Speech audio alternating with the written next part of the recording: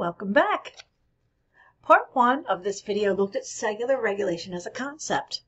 Now we're going to look at anemia as our first exemplar. And this is just a brief overview because we're going to get into the details as we move into course content.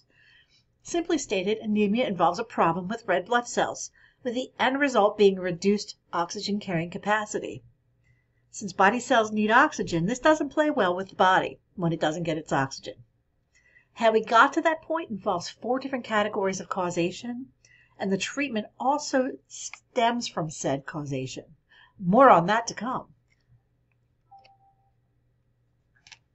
A major exemplar covered in the concept of regulation is cancer. Cancer is defined as an alteration in cellular regulation where you have abnormal and rapid growth of body cells. It can happen to any body tissue and usually results from a mutation where the cell becomes abnormal and deviant and starts to perpetuate in places in the body where it does not belong. Never want to hang out where you don't belong, just saying. Oncology is simply a term used to describe the study of cancer. A neoplasm is a term used to describe a mass of new tissues or collection of cells that is growing independently of its surrounding structures and which has no physiologic purpose. You may hear people say the word neoplasm, which is used interchangeably with the word tumor. Other important terms to know and differentiate the terms benign, malignant, and metastasis. We will examine these terms more closely in the next slide. And here's the next slide. Look at that. Crazy how that happened. So what's the big difference between benign and malignant, which is also known as metastatic? Well, first of all, if you have to have a tumor at all, which nobody wants, a benign tumor is more desirable as far as tumors go. And that's the reason why. Benign tumors are slow growing. They're usually localized with very defined borders. Rather than invading, it pushes other tissues out of the way. And that's a big differentiation. That in a malignant tumor, we'll just walk in and just start destroying surrounding tissue, whereas benign tumors just kind of push tissue out of the way as they're growing. Cohesive means that the cells tend to stick together. It's good to stick together, I think. Malignant or metastatic tumors, however, are invasive, okay, and they're not localized. Oftentimes they will go and they will start to spread to other areas. There are no defined borders. Rather than pushing things out of the way, it just walks in and destroys tissue. Rapid growing, and the cells are not cohesive, which means that they are going to be much more likely to break off and go to other areas of the body. The word metastasis means spreading of malignant neoplasms in other parts of the body, where they deposit and grow more tumors. None of this sounds like fun. More about metastasis. It's key when we consider the impact of cancers. You can't talk about cancers without talking about malignancy or metastasis. Characteristics of malignant cells are that they lose the ability to regulate the rate at which they're dividing. They lose the ability to differentiate or specialize, and they lose functionality.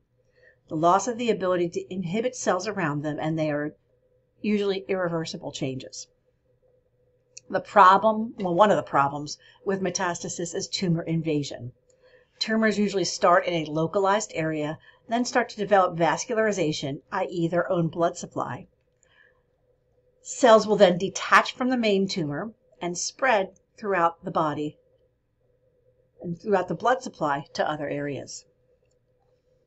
Some of the factors that are included in the concept of metastasis are the concepts of intravasation, which is that the malignant cells can enter the blood through blood vessel walls, and extravasation, cells leave the circulation and set up camp in a separate place. A note about staging of tumors. You have a graphic here that talks about the TNM system of tumor staging, where tumor, T stands for tumor and looks at different areas of the tumor, or sizes of the tumor, or degrees of size and involvement. Nodes mean that the regional lymph nodes are involved or not involved. And metastasis is related to distant metastasis. And I will note that in your ATI book, there's a little bit more of a detailed look at the staging of tumors in the TNM system. I also need to mention that there's also a stage 1 through 4 of staging of tumors, and it's really cancer specific. When I tried to find hard and fast rules about whether a cancer is stage 1 through 4 or it's TNM, I couldn't find anything specific about one way or the other. So just realize that 1 through 4, 1 being the least invasive, the least severe, 4 involving lymph node involvement and multiple sites of distant metastasis. So what's going on that's causing all this? Why is this happening? Well, we're going to talk about it briefly. What's going on is multifactorial, but there are commonalities and causative factors for cancers. First is cellular mutation. A cancer-causing substance, also known as a carcinogen, causes a mutation in the cellular DNA. This mutation may result in the loss of the cell's ability to differentiate or divide at controlled rates. Carcinogens include, but are not limited to, most chemicals in cigarettes, alcohol, certain chemicals, and even grilled meats. And that's just to get started. There's a lot of things out there that are considered carcinogens. Sometimes to the point, especially with food, that you don't know what you can eat. But more on, well, no, not more on that later. We're just going to keep going. Oncogenes are genes in the cellular DNA that promote cell proliferation. Therefore, oncogenes are capable of triggering cancerous lesions. We all have oncogenes and we use them to promote normal growth of cells, but if allowed to get out of control, can promote the growth of tumors. If the immune system becomes compromised, you may see an increase in the expression of oncogenes, especially in times of stress. Well, the nice thing about the body is it's got its systems of checks and balances, and in this case we have a brake system, and it's called the tumor suppressor genes. They're considered the body's brake system, and that means that they monitor the body and will suppress the oncogenes from getting out of control. You know, you always got to have that one friend that keeps things from getting out of control, kind of the voice of reason. Think of that as the tumor suppressor gene. That's the friend that keeps you from getting into fights and stuff. So, cancer can result from either a mutation in the oncogene, making it overactive, or the tumor suppressor gene, therefore losing the body's brake systems. Certain specific risks and causative factors. I like this graphic because it's fairly inclusive, a lot of the different things, and look at the huge role that tobacco and diet play across the board in terms of causation of cancer. Realize that there's a lot of other things here that can be caused as well. Once again, you look at not modifiable and non-modifiable risk factors. You also need to think about HPV or herpes, CMV, and there's some other ones like Epstein-Barr as a virus that are considered a viral causative factor for cancers.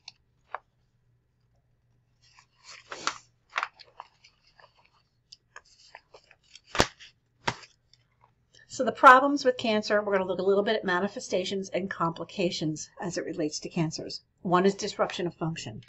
When cancer cells overtake or crowd out parts of the body, it can interfere with that part of the body's ability to function. Obstruction can occur, or disruption in circulation can occur, which is going to also interrupt the function and may also cause problems with that area not being able to survive, honestly. Hematologically, you may have bone or bone marrow products that are going to be directly altered as relates to the cancer. Secondary tumors, like gastric tumors, can interfere with the body's ability to absorb B12. Kidney tumors can alter erythropoietin. So there's another area where you have hematologic effects from a cancer that you wouldn't necessarily expect to be causing problems. Treatments also are going to result in bone marrow suppression. So if the cancer itself isn't causing a drop in blood cell counts, oftentimes the treatment will. Infection. As a side effect, suppression of bone marrow can create an infection as a side effect of cancer, or it can be a direct result of the tumor creating a channel between two body parts that shouldn't be communicating. Okay, hemorrhage can happen when the tumor erodes into the body, into the blood supply. Anorexia-cachexia syndrome is that wasted appearance. You have this mass of rapidly dividing cells, and they are using up all of the energy and all of the food. So the metabolic demands of cancer cells are greater than that of normal body cells. This can create a sudden rapid weight loss, Also, you have to think about the nausea and pain from both the cancer and the treatments can interfere with appetite. The words paraneoplastic syndromes they're kind of a catch-all phrase, and it's multiple disorders related to different cancers. SIADH is listed here as one of the paraneoplastic syndromes, and that's going to be one of the exemplars we cover in our fluid and electrolyte area. There's hormonal things that can happen related to it, or tumors can cause obstruction. And so we'll talk a little bit about some of these, but most of these are not something we get into. If you end up pursuing oncology nursing as a career, you'll know a little bit more about that.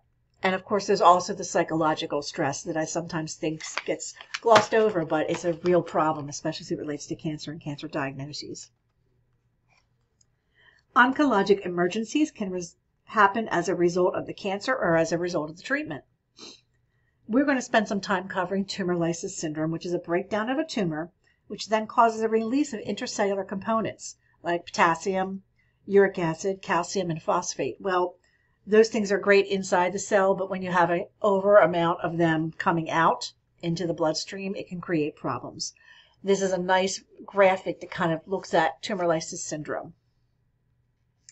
Sepsis and septic shock can happen from immune system suppression. You can have acute bone marrow suppression causing sudden bleed because of a lack of platelets.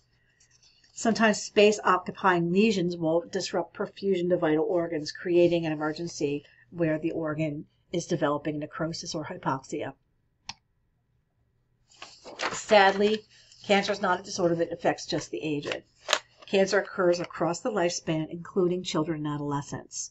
When a child has cancer, it becomes a crisis for the whole family. Parents will struggle with shock, disbelief, denial, guilt, and fear. Siblings of children with cancer might deal with feeling less valued or less loved and then have feelings of guilt. They may deny their own problems because they do not want to cause parents any more distress. As I mentioned previously, children respond to illness differently and dependent upon their developmental stage.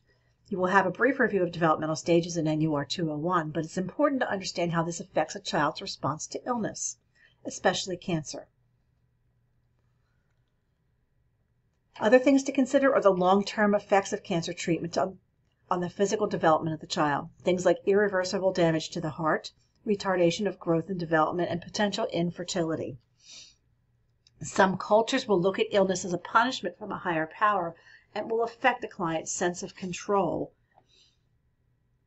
This may change how a client responds to the disease and the disease treatment. It's always important to assess the patient's cultural background to determine if there's going to be any cultural conflicts in the client's care. In your textbook, diagnostics, imaging, and lab work are discussed in more detail, as will we in class. Surgical treatment is usually used when the tumor is well defined. Radiation therapy is not discussed widely in a text, but it's something that we'll spend time discussing in class. Usually this is also completed when the client has a very localized tumor. There are multiple pharmacologic treatments. Chemo is targeted to interrupt the cell cycle and will attack any rapidly dividing cells. Okay, to wrap up, the nursing process is key in terms of how you deliver care to a client with cancer. Always start off with assessment. You're looking at the physical and the psychosocial. What is the patient presenting with? Do they present with those 7 warning signs? And then it's looking at identification of the problem and making a plan. In other words, what kind of diagnoses or primary problem are you looking at? You develop a plan, implement it, and then you evaluate, because evaluation is key. It's a big part of the nursing process. So this concludes the lecture, or the pre-class video on cellular regulation. And you're thinking, now what? Well, now what is you go back to class, go back to the class website, and examine the assignment in terms of how to come to class. Come to class with having viewed this video and looking over all the other resources that are available to you. And I will see you in class. Thanks a lot.